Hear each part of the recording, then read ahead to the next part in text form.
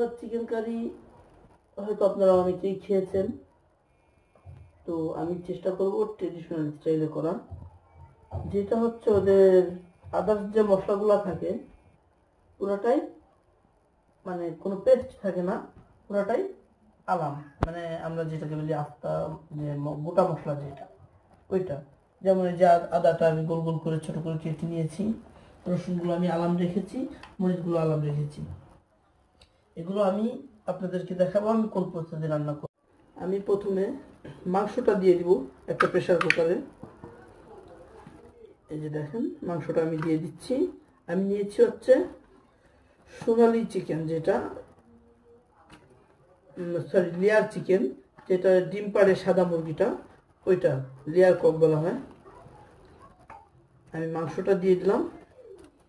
এরপরে আমি দিয়ে দিব এখানে হায়দ্রাবাদ যারা মানে অরিজিনাল ট্রেডিশনাল যারা হায়দ্রাবাদি চিকেন রান্না করে ওরা পেঁয়াজটাও আলাম দেয়, কিন্তু আমি পেঁয়াজটা একটু কেটে নিয়েছি। এরপরে আমি দিয়ে দিব রসুনগুলো।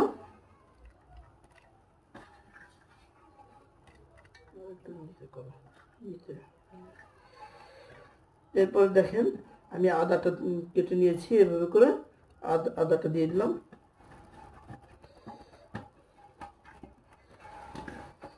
তো এরপরে আমি কাঁচামরিচগুলো দিয়ে দেব। কাঁচামরিচের পরে আমি একটা জিনিস দিব, সেটা হচ্ছে আলু।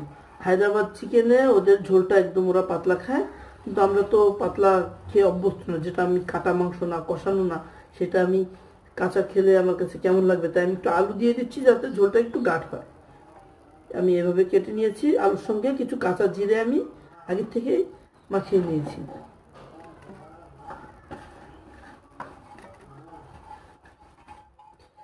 এরপর আমি লবণ দিয়ে দেবো স্বাদ মতো।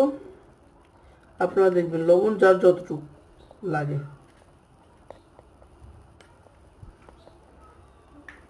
লবণের হিসাবটা একেবারেই পার্সোনাল। আমি পর্যাপ্ত পরিমাণ সরিষার তেল দিয়ে দিচ্ছি, সয়াবিন তেল দিয়ে দিচ্ছি। আমি এটা খুব সুন্দরভাবে হাত দিয়ে মাখিয়ে নেব।